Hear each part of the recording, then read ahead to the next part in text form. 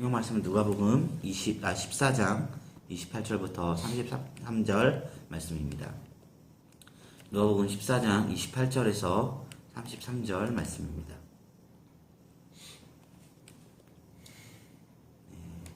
찾으신 줄 알고 제가 읽어드리도록 하겠습니다.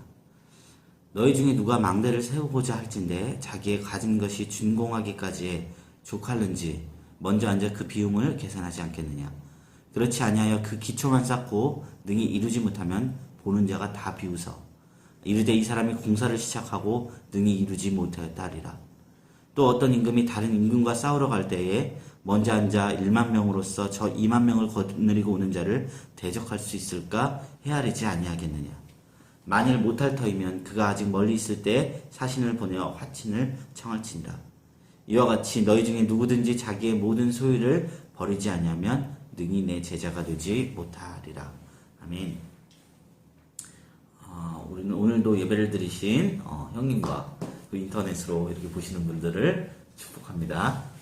오늘은 제자도에 대해서 설교하고자 합니다.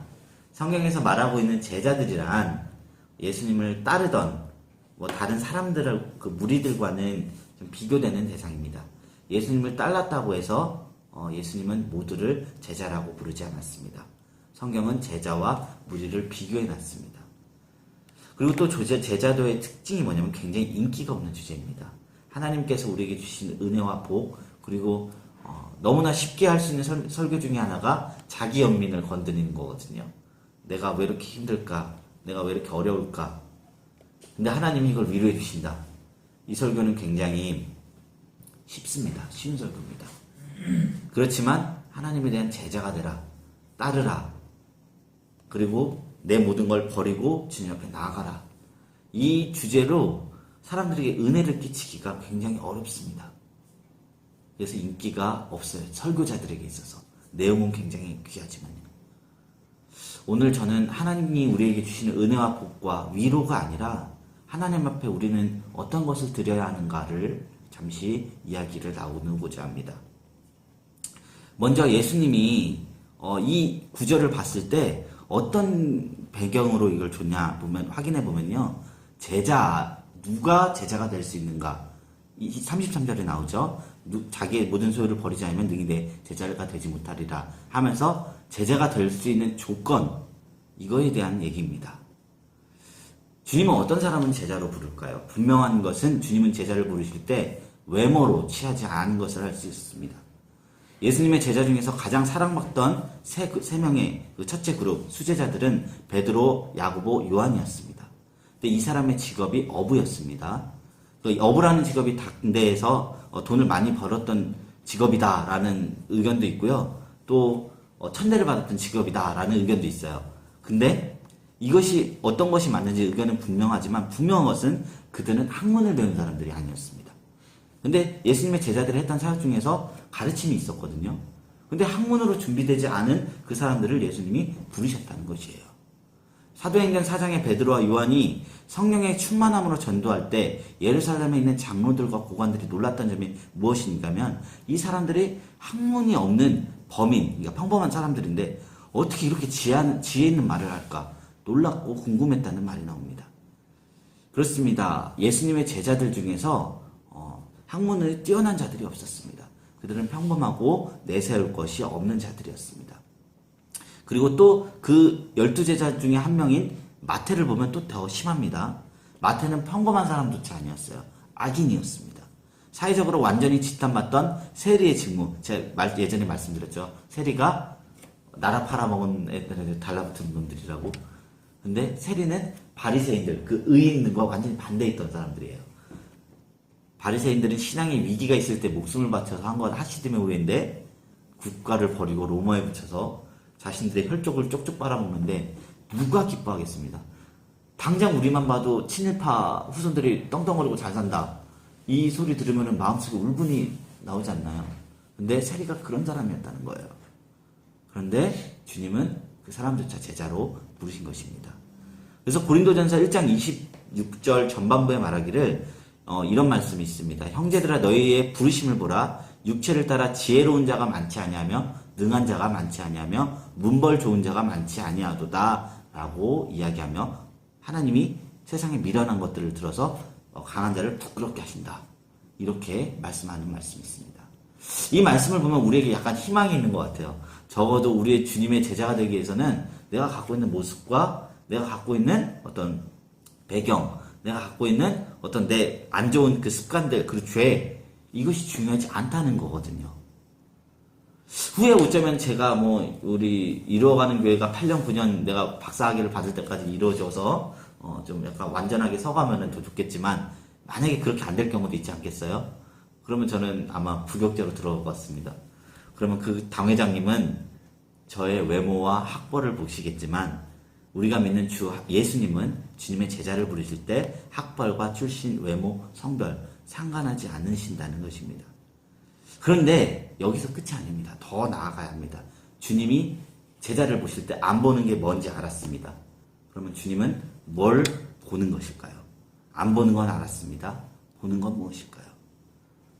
성경을 자세히 살펴보면 주님이 어떤 사람을 부르시는지 알 수 있습니다. 야고보, 요한, 레위를 부른 모든 이야기, 그 이야기의 맨 끝부분에 똑같은 이 단어가 써져 있어요. 이 문장이 있어요. 첫 번째로 베드로, 야고보, 요한을 부른 이야기 후반부에는요. 뭔 말이냐면 그들이 배를 육지에 대고 모든 것을 버려두고 예수를 따르니라 라는 말이 있습니다. 네, 레위도 마찬가지입니다. 28절에 예수님이 딱 부르셨는데 그가 모든 것을 따르고 일어나 따르니라. 레위가 누구냐? 아까 말했던 마태입니다. 답은 나와 있습니다. 오늘 말씀에서도 분명하게 나와 있는 부분이죠. 너희 중에 누구든지 모든 것, 자신의 모든 소유를 버리지 않으면 능히 내 제자가 되지 못하리라. 예수님의 제자들은 버릴 수 있는 사람들이었기 때문에 학불, 출신, 이걸 안 보신 거예요. 근데 예수님이 더 중요한 걸 보셨어요. 버릴 수 있는 사람인가? 이 사람이 나를 위해서, 나를 따르기 위해서 내가 갖고 있는 것을 버릴 수 있는 사람인가? 주님은 삶의 우선순위를 주님에게 두는 자, 자기를 부정할 수 있는 사람을 제자로 삼으신 것이었습니다.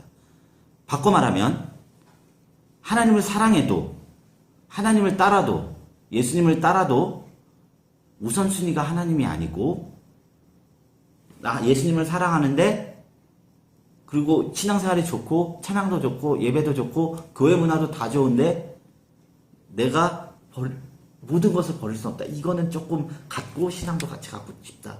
이런 자는 예수님이 제자로 삼지 않으셨다는 것입니다. 그것을 풀어 말한 게 오늘 본문인 겁니다. 망대를 세우는데 그 비용을 계산 못하면 짓다가 도중에 못 짓는 거예요. 제가 이거를 공감할 수 있는 이유가 저번 주 MBTI 했을 때 ENFP 나왔죠. 그게 뭐냐? 스파크형. 일을 벌리기만 하고 스스로 못한다는 거예요. 이 기질의 특징이. 그래서 저는 이 말이 더 와닿습니다. 예수님을 따르는 것도 벌리기만 하면 안 됩니다. 마무리까지, 내가 이 인생의 마무리까지 제자로 살아갈 수 있을까? 그 비용을 계산해야 되는 것입니다. 근데 그 비용이 돈도 아니요, 학벌도 아니요, 외모도 아니요, 버림이라는 겁니다. 그 키워드가. 주님을 따름에도 예수의 제자가 되기 위한 그 길에도 대가가 필요합니다. 자신의 모든 소유인 것입니다. 예수님이 제자를 고르시는 기준을 알 수 있습니다. 그 키워드는 버림입니다. 너희는 먼저 그의 나라와 그의 의를 구하라. 이 말씀 앞에 순종할 수 있는 사람, 이 사람을 주님은 제자로 뽑는 것입니다. 베드로와 요한과 야고보, 마태는 비록 부족하고 내세울 것이 없는 자이지만 그의 나라와 그의 의에 먼저 순종하고 나아간 사람들이었습니다. 자신의 모든 소유를 버릴 수 있는 사람이었습니다. 주님은 그들을 제자로 세워주신 것입니다. 그러나 성경에는 반대의 이야기도 있어요. 꼭 제자로 이렇게 불러준 스토리가 있는 게 아니라 제자로 부를 뻔하다가 제자가 안 된 스토리도 있어요. 이게 바로 마가복음 10장, 누가복음 18장에 나오는 한 청년의 이야기입니다. 예수님께서 길가로 가셨을 때 한 청년이 나왔습니다. 선한 선생님이여, 내가 무엇을 해야 영생을 얻겠습니까? 딱 길을 왔는데 예수님께 묻는 게 영생에 대한 질문이에요. 다른 사람 보세요. 병을 낫게 해주세요. 제가 너무 고난하고 힘듭니다. 이게 아닙니다. 영적인 질문을 했어요. 근데 영생을 알고 싶습니다. 하나님에 대한 영혼을 갈급합니다. 당신이 나를 알려줄 수 있는 사람이니까 나에게 알려주십시오. 이 질문한 것입니다. 예수님께서 말했어요. 계명을 지키라. 청년은 어려서부터 그것을 지켰어요. 그래서 선생님이야 내가 이것을 어려서부터 지켰나이다. 근데 그걸로는 안 됩니다. 진정한 영생 당신 안에 있는 걸 알겠습니다. 알려주세요. 예수님이 그게 틀렸다면 너 거짓말하지 마 이랬을 텐데 그 청년을 사랑하는 마음으로 부르시며 이렇게 말씀하셨습니다. 너의 재물을 가난한 자에게 주어라. 하늘 부화가 있을 것이다. 그리고는 나를 따르라. 제자로 부르신 거예요. 그때 청년의 모습을 우리는 익히 알고 있습니다. 버렸어요? 아닙니다. 자신이 재물이 힘이 많아 고뇌하고 고민했다고 나옵니다. 재물이 얼마나 많은지 모르지만 이게 상징하는 게 뭐냐면 내가 갖고 있는 것이 많기 때문에 하나님도 좋고 재물도 버리고 싶고 다 취하고 싶은데 버릴 수가 없는 거예요. 고민하다 결국 따르는 것을 포기했습니다. 이때 나온 말이 예수님이 그 말했어요. 부자가 가난한 나라에 들어가기가 얼마나 어려운지 낙타가 바늘귀에 들어간 것보다 어렵다. 그 말이 이후에 나온 것입니다.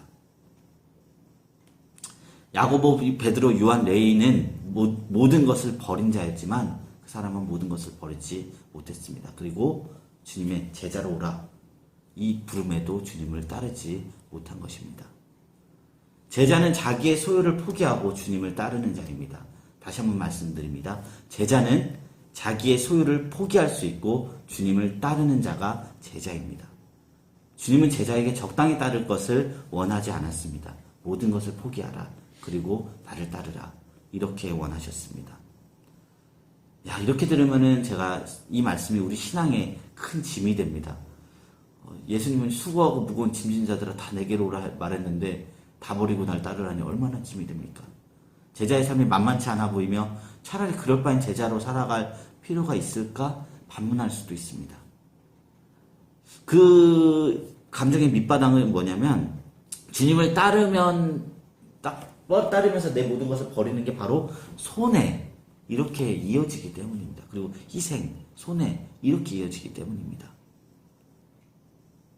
그러나 주님께서 말씀하신 자기를 부정하고 자기의 모든 소유를 버리라는 말씀은 우리에게 그래 너 손해를 입고 나 다 따라 이런 의미는 아닌 것 같습니다. 그렇게 이해해서는 안 될 것입니다. 필사즉생 필생즉사라는 말이 있습니다. 이 말은 이순신 장군이 명랑대첩에서 남긴 말인데요. 이순신 장군이 임진왜란 당시에 삼도 수군 통제사로 있었을 때 일본에서 133척의 배가 왔습니다. 근데 이순신 장군은 12척의 배가 있었습니다. 이 12채 133척 그래서 10배에 넘는 한 배당 10배가 넘는 배를 상대하는 그 어려운 상황 속에서 자신에게 부하들에게 이 전쟁을 승리하기 위해서는 이 방법밖에 없다 하고 남긴 말이 필사즉생 필생즉사. 죽기를 각오한 자는 살 것이요 살기를 각오한 자는 죽을 것이다. 이 말인 것입니다. 큰 전쟁 앞에서 우리가 살기 위해선 오히려 죽을 각오가 있어야 산다는 것입니다. 지금도 해군 역사상에 굉장한 기네스로 남을 정도로 큰 대승으로 남겨진 전쟁인데 이 부자 청년이 예수님을 떠나고 주님이 제자들에게 해준 말씀이 이와 같습니다. 내가 진실을 너희에게 이르노니 나와 복음을 위하여 집이나 형제나 자매나 어머니나 아버지나 자식이나 전토를 벌인 자는 제자들에게 하는 말이에요. 제자들은 이걸 한 자들이었어요. 현세에 있어서 집과 형제와 자매와 어머니와 자식과 전토를 100배나 받되 박해를 겸하여 받고 내세의 영생을 받지 못할 자가 없느니라 라고 이야기하셨습니다. 우리가 자주 듣고 묵상하는 이 말씀은 제자에게 주신 말씀이었어요. 이 버림의 결과가 버림이 아니라 버림의 결과가 더 큰 가치로서 돌아온다는 것이에요. 하늘에 신령한 것과 땅에 기름진 복, 이 신명기에 나온 말이잖아요. 그 복이 신약에서는 버리는 자들에게 약속된 말씀이라는 거예요. 집과 형제와 자매, 어머니와 자식과 전토를 현세에도 받고 내세, 영생을 받지 못할 자가 없느니라. 신령한 복, 그리고 그 땅의 복, 이 복이 버릴 수 있는 사람. 근데 이게 기복적인 의미는 아닌 거예요. 이 버림, 예수님을 따름, 이것에서는 짓다가 중단되지 않으려면 이 예수님을 따라가는 삶의 그 여정에서 포기하지 않으려면 모든 것을 버릴 수 있는 그 하나님이 그 각오가 필요하다. 예수께서 말씀하신 것입니다. 이게 굉장히 어렵습니다. 그리고 이것이 가능한 이유는 하나님이 우리의 삶을 언제나 인도해주고 성령께서 우리의 삶에 도우미가 되어주셔서 가능한 것인 거라고 생각이 듭니다. 말씀을 맺도록 하겠습니다. 예수님께서 천국을 비유하실 때 천국은 마치 밭에 숨긴 보화와 같다라고 하였습니다. 보화가 있는 것을 알기만 하면 내 모든 것을 팔더라도 그 밭을 살 것인데 보화를 보지 못하는 자는 그 내 돈 파는 것만 아까운 거예요. 내 전 재산을 이 조그만 땅덩이 사는데 써야 되나? 그것만 바라보게 되는 거예요. 이 버림에 대해서 느껴지는 감정이 보화를 얻는다. 이렇게 느껴지는 사람은 제자에 가깝습니다. 그러나 너무 이게 버려서 아깝다. 이거는 그 밭에 숨긴 보화를 보지 못한 어리석은 자의 시야인 것입니다. 보지 못하는 자는 그 밭이 평범한 밭이며 나의 것을 내려놓을 만큼 가치 있어 보이지 않습니다. 그러나 볼 수 있는 자는 이 가치 한치인 보화를 볼 수 있습니다. 오늘 말씀의 제자들은 이 감추인 보화를 볼 수 있는 자들이었습니다. 저희 또한 너무나 힘들지만 제자들과 같이 이 감추인 보화를 보는 눈이 열려지게 되기를 소망합니다. 하나님 나라를 위하여 내려놓을 수 없는 장애물들이 우리 안에 있을 것입니다. 버리기 힘든 것들이 있고 부자 청년들처럼 내가 가진 것이 너무 많아서 고민해서 버릴 수 없는 것들이 있을 것입니다. 어쩔 때는 내가 가진 것이 너무 많음이 문제가 될 수 있습니다. 그러나 제자는 진짜 가치가 무엇인지 압니다. 소망하기는 우리 모두가 감추인 보화를 보고요. 우리가 버리는 것이 손해가 아니라 그 보화를 보는 눈이 우리에게 열려지게 되기를 소망합니다. 다 같이 기도하도록 하겠습니다. 우리 시간 기도할 때 주님이 우리를 부르시고 주님의 은혜를 우리에게 비춰주시니 감사합니다. 그 사랑에 이끌려 우리가 주님을 따르고 있지만 주님이 진짜 원하시는 그 제자가 되었는지는 우리 자신이 아직 확신하지 못하는 상황입니다. 하나님 아버지, 우리가 우리의 모든 것을 버리고 주님의 그 큰 가치를 볼 수 있는 눈이 우리에게 있게 소망하여 주시고 이 제자로 살아가는 이 땅 가운데서 못 버리는 것이 없고 오직 하나님만 바라볼 수 있는 귀한 눈이 열리게 하여 주옵소서. 같이 이것을 위해서 기도하며 나가겠습니다. 거룩하신 하나님 아버지 감사합니다. 하나님 아버지 감사합니다. 오늘도 귀한 날을 되게 하시니 참으로 감사드립니다. 하나님 아버지 제자의 기쁨, 제자의 축복, 하나님 아버지 하나님 아버지 영광을 하나님 아버지 바라보게 하시옵소서. 아버지 하나님 아버지 아버지 하나님 아버지 정말로 하나님 아버지 정말 아버지 하나님 아버지 그 은혜만 할 수 있도록 도와주시옵소서. 아버지 하나님 아버지 아버지 하나님 아버지 아버지 하나님 아버지 정말 버리는 것이 아니라 아버지 하나님 될 수 있도록 하나님께서 도와주시옵시고 아버지 하나님 도와주시옵소서. 아버지 하나님 도와주실 수 있도록 도와갈 수 있도록 하나님 아버지 정말 될 수 있는 기한을 갈 수 있도록 도와주시옵소서. 하나님 아버지 우리가 제자가 되게 하시옵소서. 아버지 하나님 아버지 제자가 되지 못하고 아버지 버리지 못하는 것들을 우리 안에 있습니다. 아버지 하나님 아버지 우리가 제자가 될 수 있도록 아버지 하나님 아버지 계시옵소서. 아버지 하나님 아버지 너무나 부족하고 연약하고 아버지 하나님께서 인도하시옵소서. 아버지 우리가 갈 수 있도록 하시옵시고 포기하는 자가 버리는 자가 되게 하시옵시고 아버지 살아갈 수 있도록 아버지께 설 수 있도록 도와주시옵소서. 하나님 아버지 함께하여 주옵소서. 인도하여 주옵시고 하나도 땅으로 사는 것이 아니라 아버지 하나님께 쓸 수 있는 기한을 가질 수 있도록 축복하여 주옵시고 인도하여 주옵소서. 감사합니다. 거룩하신 하나님 아버지 감사합니다. 오늘도 귀한 날을 우리에게 주셔서 아버지 앞에 나와서 예배하게 하시니 감사합니다. 우리가 한 주간의 삶을 살 때에 하나님의 뜻대로 산 적도 있고 하나님의 뜻을 어긋나 산 적이 얼마나 많은지 모르겠습니다. 하나님이 주님 언제까지나 우리를 붙들어 주시는 그 은혜로서 우리 용서받게 하시고 그 보혈의 피로 우리를 용서하여 주옵시고 거룩함과 깨끗함으로 다시 한번 주 앞에 열심히 신앙의 마라톤을 달릴 수 있도록 우리를 붙잡아 주옵소서. 또한 제자로 살아가는 삶을 우리가 알고는 있지만 아버지 그 무게와 그 나의 모든 것이 그 얼마나 무겁고 어려운지 쉽게 버려지지 않습니다. 하나님 아버지 우리에게 용기를 주시고 힘을 주셔서 정말로 주님을 향한 그 사랑, 주님이 우리에게 주신 그 은혜 기억하시고 이 모든 것을 다 배설물로 이길 수 있는 그 용기와 신앙의 눈을 우리에게 허락하여 주시옵소서. 감사드립니다. 이후의 시간도 주님께서 붙잡아 주실 것을 믿사오며 예수님의 이름으로 기도드렸습니다. 아멘.